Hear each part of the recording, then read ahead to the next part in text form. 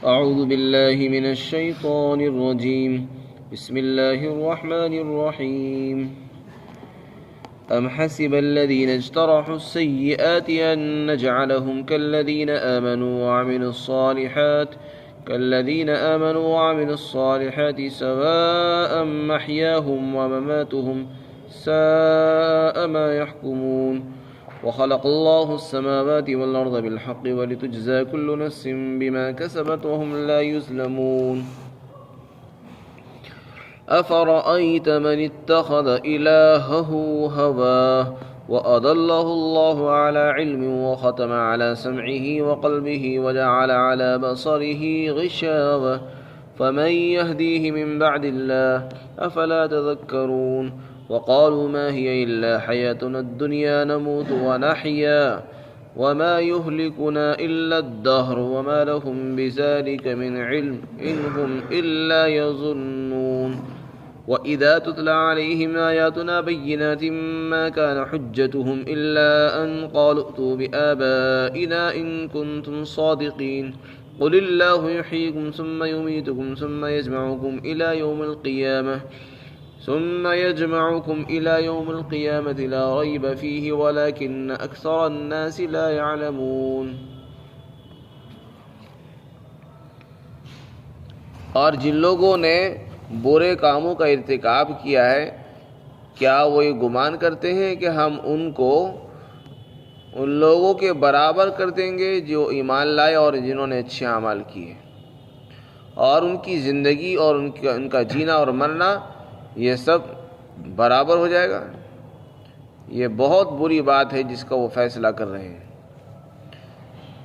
اور اللہ نے تو آسمانوں اور زمینوں کو حکمت کے ساتھ برحق بنایا ہے، اور اس لیے بنایا تاکہ ہر شخص کو اس کے اعمال کا، اس کے کیے کا بدلہ دیا جائے، اور ان پر ظلم اس حال میں کہ ان پر ظلم بھی نہ کیا جائے. اور آپ نے اس شخص کو دیکھا جس نے اپنا خدا اپنی خواہش نفسانی کو بنا لیا، اور اللہ نے اس کو علم کے باوجود گمراہ کر دیا ہے، اور اس کے کانوں پر، اس کے دل پر مہر لگا دی، اور اس کی آنکھوں پر اللہ نے پردہ ڈال دیا ہے. تو اللہ کے بعد بتاؤ کون ہے جو اس کو راستہ دکھائے گا؟ کیا تم لوگ نصیحت حاصل نہیں کرتے ہو؟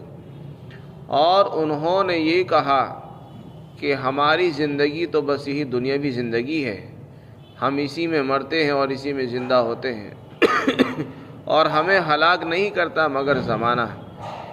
حالانکہ انہیں اس کا کچھ بھی علم نہیں ہے، اور وہ تو صرف گمان کر رہے ہیں، اٹکل سے باتیں کرتے ہیں. اور جب ان کے سامنے ہماری آیتیں جو بالکل واضح ہیں پڑھ کر سنائی جاتی ہے تو ان کی دلیل اور حجت ان کے اس قول کے سوا کچھ نہیں ہوتی کہ وہ کہتے ہیں کہ اگر تم اپنے دعوے میں سچے ہو تو ہمارے باپ داداؤں کو زندہ کر کے حاضر کر دو، لے آؤ. آپ کہہ دو کہ اللہ ہی تم کو زندگی دیتا ہے، وہی تم کو موت دے گا، وہی تم سب کو جمع کرے گا قیامت کے دن جس میں کوئی شک نہیں ہے. لیکن اکثر لوگ نہیں جانتے ہیں. یہ جو آیت کریمہ تلاوت کی گئی ہے اور اس کا ترجمہ ہوا، اللہ رب العزت نے اس میں آخرت کی ضرورت کو بیان فرمایا ہے. یہ جو دنیا جس کے اندر ہم زندگی گزار رہے ہیں، ہر شخص اس میں آتا ہے اور اپنا وقت پورا کر کے چلا جاتا ہے. اس دنیا کے اندر کچھ لوگ اچھے عمل کرتے ہیں، کچھ برے عمل کر رہے ہیں. کچھ لوگ وہ ہیں جو بہت سی مصیبتیں برداشت کر رہے ہیں، قربانیاں دے رہے ہیں، اور لوگوں کی طرف سے تکلیفیں برداشت کر رہے ہیں اور اپنے دین پر جمے ہوئے ہیں. انصاف کا تقاضا تو یہ ہے کہ جنہوں نے اچھے عمل کیے ان کو اس کا بدلہ دیا جائے، اور جنہوں نے ان کے ساتھ برا کیا ان کو اس کی سزا دینی چاہیے، اور جنہوں نے صبر سے کام لیا ہے، مصیبتوں پر صبر کیا، ان کو اس کا انعام دیا جائے، اور جنہوں نے کسی پر زیادتی کی ہے، ظلم کیا ہو تو ان کو اس کی سزا دینی چاہیے. یہ انصاف ہے. اگر ایسا نہ کیا جائے اور سب کو یوں ہی چھوڑ دیا جائے تو یہ ناانصافی ہوگی. اس لیے کہ ایک آدمی نے تو زندگی گزاری انتہائی تقوی والی، گناہوں سے بھی اپنے آپ کو روک کر رکھا، کسی پر زیادتی نہیں کی، کسی کا حق نہیں مارا، کسی پر ظلم بھی نہیں کیا، اور اس کو اس کا بدلہ بھی نہ ملے، تو یہ ناانصافی ہے۔ اور ایک آدمی نے آزاد زندگی گزاری، کسی کو مار دیا، کسی کا حق دبا لیا، کسی کا مال چھین لیا، کسی کو مار دیا، کسی کو تکلیف پہنچا دی، اور اس کو اس کی سزا نہ ملے، تو یہ ناانصافی ہے۔ انصاف کا تقاضا یہ ہے کہ اس دنیا کے ختم ہونے کے بعد ایک دوسری دنیا قائم ہو، جس کے اندر فیصلے ہوں حق اور باطل کے، جس میں فیصلے ہوں ظلم اور انصاف کے، جس نے ظلم کیا اس کو اس کی سزا دی جائے، مظلوم کو اس کا بدلہ دیا جائے، اور اسی کا نام آخرت ہے۔ تو آخرت کا ہونا اس لیے بھی ضروری ہے تاکہ انصاف ہو جائے۔ جو لوگ یہ کہتے ہیں کہ بس یہی دنیا ہے، اس کے بعد کوئی دنیا نہیں ہے، وہ در حقیقت ظلم کو جو ہے ظلم کا ساتھ دے رہے ہیں اور انصاف کا ساتھ نہیں دے رہے ہیں۔ انصاف پسند آدمی کبھی یہ نہیں کہے گا کہ بس یہی دنیا ہونی چاہیے، اس لیے کہ اللہ تعالیٰ نے اس دنیا کو جو بنایا ہے وہ دار العمل بنایا ہے، عمل کرنے کی جگہ، دار الامتحان بنایا ہے۔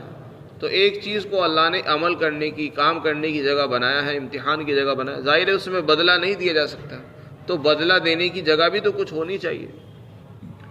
ایک بچہ محنت کرتا ہے، کوشش کرتا ہے، امتحان میں کامیاب ہو جاتا ہے، پھر اس کے لیے امتحان کے بعد پھر اس کو انعام کی مجلس میں اور انعام کے جلسے میں اس کو انعام دیا جاتا ہے۔ تو ایسا نہیں ہوتا کہ جہاں امتحان ہوا وہیں اس کو بدلہ بھی دے دیا جائے، جہاں امتحان ہوتا وہاں بدلہ نہیں دیا جاتا، جہاں بدلہ دیا جاتا ہے وہاں امتحان نہیں ہوتا۔ تو یہ دنیا امتحان کی جگہ ہے، عمل کی جگہ ہے، اور بدلے کی جگہ دوسری دنیا ہے، اس کو آخرت کہتے ہیں۔ تو آخرت کا ہونا اس لیے ضروری ہے۔ اور جن لوگوں کا خیال یہ ہے کہ ہم تو مر کر بس یوں ہی ختم مٹی ہو جائیں گے، فرماتے ہیں ایسے لوگوں نے جو یہ خیال کر رکھا ہے یہ بہت برا فیصلہ کیا انہوں نے، یہ بہت بری سوچ ہے ان کی۔ اللہ فرماتے ہیں کہ جن لوگوں نے برے کاموں کا ارتکاب کیا ہے، یعنی گناہ کیے ہیں، کیا وہ یہ گمان کرتے ہیں اور وہ یہ خیال کر رہے ہیں کہ ہم ان کو ایمان والوں کے برابر کر دیں گے؟ ایک آدمی نے ایمان قبول کیا اور ایمان کی بنیاد پر قربانیاں برداشت کی، لوگوں کی تکلیفیں اٹھائی، اور ایک آدمی نے کچھ بھی نہیں کیا اور دونوں کو برابر کر دیا جائے، یہ تو سراسر ظلم ہو جائے گا، ناانصافی ہوگی۔ تو فرمایا جو لوگ اس طرح کا خیال رکھتے ہیں یہ بہت برا فیصلہ کرتے ہیں۔ حقیقت یہ ہے کہ ہم نے دنیا کو اس لیے نہیں بنایا، ہم نے آسمان زمین جو بنائی ہے ان کو حکمت کے ساتھ بنایا ہے۔ زمین اور آسمان کو برحق بنایا اور اس لیے پیدا کیا تاکہ ہر شخص کو اس کے اعمال کا، اس کے کیے کا بدلہ دیا جائے۔ ہم نے اس لیے بنایا ان کو، اور کسی پر ذرہ برابر ظلم نہ ہو، اس لیے ہم نے زمین اور آسمان کو بنایا ہے۔ لہذا کوئی آدمی یہ نہ سوچے کہ بس یہ دنیا خود بخود چل رہی ہے اور کسی کو کچھ نہیں ملے گا، یہ شیطانی خیالات ہیں۔ حقیقت یہ ہے کہ اس دنیا کے بعد ایک نئی دنیا ہوگی جس کو آخرت کہتے ہیں۔ اس کے بعد اللہ تعالیٰ نے فرمایا کہ آپ نے اس شخص کو بھی دیکھا ہے جس نے اللہ کو چھوڑ کر اپنا خدا اپنی نفسانی خواہش کو ہی بنا لیا ہے۔ یہ در حقیقت تعریض ہے اور طنز ہے ان لوگوں پر جو اللہ کو چھوڑ کر اپنے نفس کی پیروی کرتے ہیں۔ اور حقیقت یہ ہے کہ علماء نے لکھا ہے کہ جتنے بھی لوگ اللہ کو چھوڑ کر زیر آسمان، آسمان کے نیچے جتنے بھی خدا مانتے ہیں، جن کو بھی انہوں نے خدا مان رکھا، وہ در حقیقت اپنے نفس کی پیروی کی وجہ سے مان رکھا۔ اگر کوئی پتھر کی پوجا بھی کر رہا ہے تو وہ پتھر کی پوجا نہیں کر رہا، وہ اپنے نفس کی پوجا کر رہا ہے۔ اس لیے کہ پتھر کی جو پوجا کرے گا وہ نفس کے کہنے پر کرے گا، اس کے نفس نے اس کو سمجھایا کہ ایسا کر، قبر والے کے پاس جا کر اس سے مراد حاصل کر اور اس سے مدد مانگ۔ تو جتنے بھی لوگ اللہ کو چھوڑ کر غیر اللہ کو خدا بنائے ہوئے ہیں وہ در حقیقت اپنے نفس کے غلام ہیں، نفس کو انہوں نے خدا مان لیا ہے۔ اور حدیث شریف میں آتا ہے کہ زیر آسمان جتنے خدا ہیں لوگوں نے بنا رکھے، ان میں سب سے مبغوث اور قابل نفرت جو خدا ہے وہ اللہ کو نفس ہے اور ہوا ہے، اس لیے کہ انسان کا جو نفس ہے وہ اس کا دشمن ہے، اس کو پتہ ہی نہیں کہ میرا دشمن ہے یا دوست ہے، تو ہم نے اسی کو اپنا خدا مان لیا۔ اور عجیب بات یہ ہے کہ جتنے بھی کافر و مشرک لوگ ہیں، اگر ان سے یہ کہا جائے کہ تم تو اپنے نفس کی پوجا کرتے ہو اور اپنے نفس کی عبادت کرتے ہو، تمہارا خدا تو نفس ہے، تو کوئی ماننے کو تیار نہیں، زبان سے کہنے کو تیار نہیں، عمل اور حقیقت میں وہ اپنے نفس کے ہی پجاری ہوتے ہیں۔ اس لیے کہ جو آدمی گوبر کی پوجا کر رہا ہے، پتھر کی پوجا کر رہا ہے، مورتیوں کی پوجا کر رہا ہے، وہ اپنی نفسانی خواہشات کے مطابق کر رہا ہے، جیسا اس کے نفس نے اس کو چلایا بتایا وہ اسی راستے پر چل دیا۔ تو اس نے پتھر کی پوجا نہیں کی، اس نے اپنے نفس کی غلامی کی، اس نے اپنے نفس کو خدا مان لیا۔ اور نفس انسان کا انتہائی شرارتی ہے، جو انسان اس کی پیروی کرتا رہتا ہے تو نفس اس کے اوپر چڑھ جاتا ہے۔ حضرات صوفیہ فرماتے کہ یہ نفس اتنی خطرناک چیز ہے کہ اگر ہم اس کی پیروی کریں گے یہ سب سے خطرناک بیماری ہے، یہ تمہارے لیے بیماری ہے، تم کو بیمار کر دے گا، اور تم اس کی مخالفت کرنے لگو تو یہی اس کی دوا بھی ہے۔ نفس کی دوا یہ ہے کہ اس کی مخالفت کرو، جو یہ کہے اس کے خلاف کرو۔ فرمایا وَأَضَلَّهُ اللَّهُ، اور اللہ نے اس کو گمراہ کر دیا ہے۔ اسی لیے اللہ کے رسول صلی اللہ علیہ وسلم نے فرمایا کہ ہجرت یہ ہے کہ آدمی گناہوں کو چھوڑ دے۔ لا يؤمن احدكم حتى يكون هواه تبعا لما جئت به، تم میں سے کوئی آدمی اس وقت تک کامل مسلمان نہیں ہو سکتا جب تک کہ اس کی خواہش، نفسانی خواہشات میرے اس دین کے تابع نہ ہو جائے جو میں لے کر آیا ہوں۔ تو ہمارے لیے اصل چیز جو اتباع کے قابل ہے وہ اللہ کی اطاعت ہے، نفس کی اطاعت نہیں۔ اللہ کی اطاعت کا نام دین ہے، اور نفس کی اطاعت کا نام جو ہے یہ نفس کی غلامی ہے اور یہ شرک ہے۔ اللہ کے رسول فرماتے ہیں کہ آدمی اس وقت تک مسلمان نہیں ہو سکتا جب تک کہ اپنے نفس کو دین کے تابع نہ کر دے، اور اگر ہم دین کو نفس کے تابع کر دیں گے تو یہ دین نہیں ہے، ایمان نہیں۔ ایمان کے لیے ضروری ہے کہ ہمارا نفس مغلوب ہو، غالب نہ ہو، ہمارے اوپر چڑھاوا نہ ہونا چاہیے۔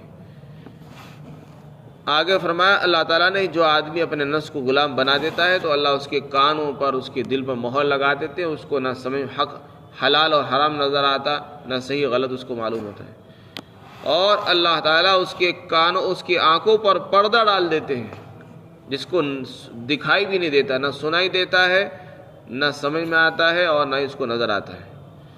تو بھلا جس آدمی کے سارے ہی دروازے بند ہوں، ہدایت کے جتنے راستے ہیں، آنکھ، ناک، کان، دل، دماغ سارے ہی بند ہو چکے ہوں، تو بھلا اس کو کون راستہ دکھائے گا؟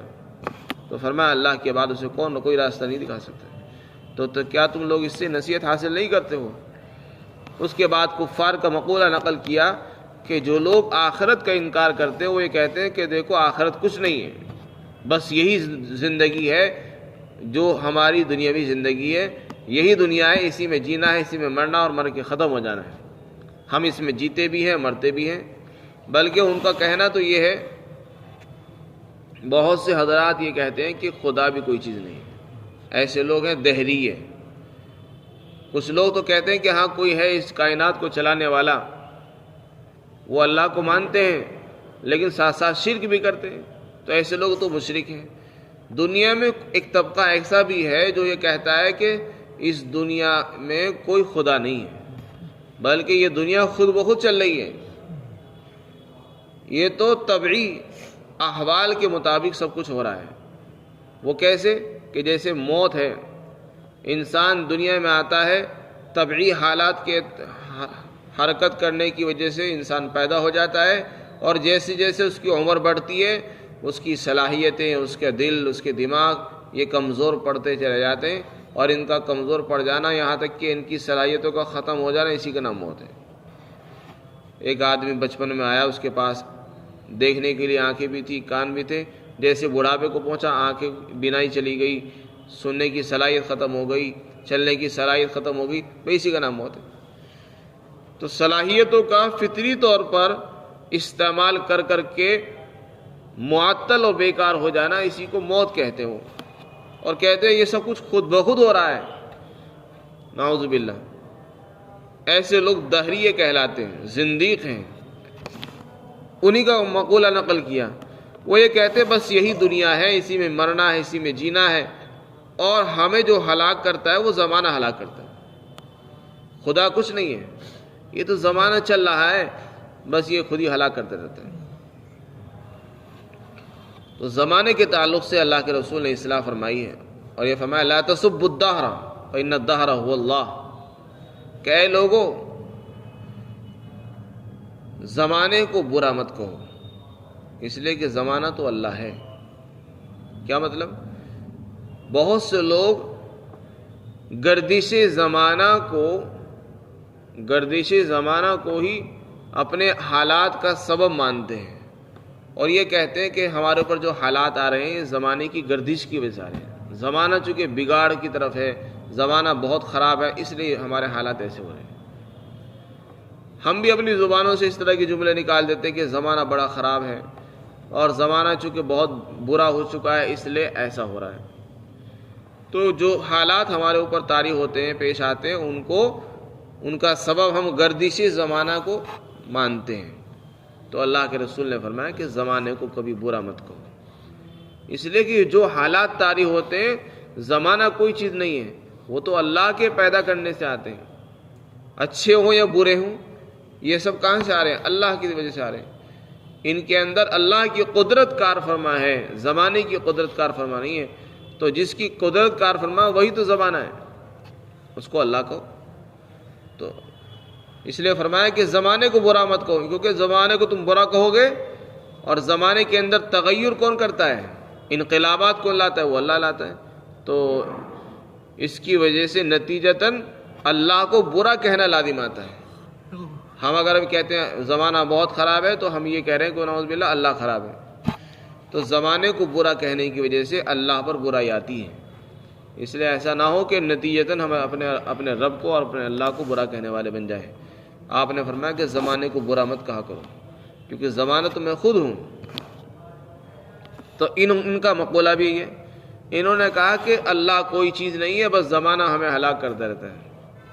اللہ فرماتے یہ جو باتیں کر رہے ہیں ان کے پاس اس کا کچھ علم نہیں ہے، یہ صرف ہوائی باتیں کر رہے ہیں۔ پھر آگے فرمایا کہ اگر ان سے بحث کی جائے، سمجھایا جائے دلائل سے، اور ان کو اللہ کی آیتیں پڑھ کر سنائی جائیں جن کے اندر واضح طور پر کھول کھول کر بیان کر دیا ہے کہ دیکھو یہ اللہ تعالیٰ نے کائنات بنائی ہے، اللہ نے انسان کو بنایا اور وہ دوبارہ بھی پیدا کر سکتا ہے، جب اس کو قیامت کا وقوع بیان کیا جاتا ہے، آخرت کے وقوع کو بیان کیا جاتا ہے، اور آخرت کے دلائل پیش کیے جاتے ہیں، تو وہ کیا کہتے ہیں آخر میں سن کر، تمام آیتیں سن کر کیا کہتے ہیں کہ اچھا چلو ٹھیک ہے، اگر ایسی ہی بات ہے، تم کہتے ہو کہ آخرت ہوگی، دوبارہ زندگی ہوگی، اگر تم اپنے دعوے میں سچے ہو تو الٹا جواب دیتے ہیں کہ اچھا تو ہمارے جو باپ دادا مر چکے ہیں ان کو زندہ کر کے دکھاؤ بھی، تو ہم مان لیں گے کہ ہاں دوبارہ ہم زندہ ہوں گے۔ پہلے ہمارے باپ دادا کو زندہ کر کے دکھا دو تو ہم تسلیم کر لیں گے کہ ہم دوبارہ زندہ ہو جائیں گے۔ تو اللہ تعالیٰ نے اس کا جواب دیا کہ دیکھو یہ ایسا سوال مت کرو جو بالکل بیہودہ ہے۔ اللہ تعالیٰ نے یہ بات ضرور کہی ہے کہ ہم تم کو دوبارہ زندہ کریں گے، لیکن یہ نہیں کہا کہ اسی دنیا میں کریں گے، ہم تم کو دوبارہ زندہ کریں گے لیکن آخرت میں کریں گے۔ مرنے کے بعد جب یہ دنیا ختم ہو جائے گی، آخرت میں دوبارہ زندہ کریں گے۔ ہم نے یہ کب کہا کہ ہم اسی دنیا میں دوبارہ زندہ کریں گے؟ تو اس کا یہ مطلب نہیں ہے، ہم دوبارہ زندہ کریں گے، آخرت میں کریں گے۔ لہذا یہ مطالبہ کرنا کہ ابھی ہمارے باپ دادا کو زندہ کر کے دکھاؤ، یہ تو غلو ہے۔ فرمایا اللہ تمہیں زندہ کرتا ہے، وہ کرے گا، وہی تمہیں موت دے گا، وہی تم سب کو جمع کرے گا قیامت کے دن، ایسی قیامت جس میں کوئی شک نہیں ہے، لیکن اکثر لوگ اس سے واقف نہیں ہیں۔ اللہ تعالیٰ ہم سب کو عمل کی توفیق نصیب فرمائے۔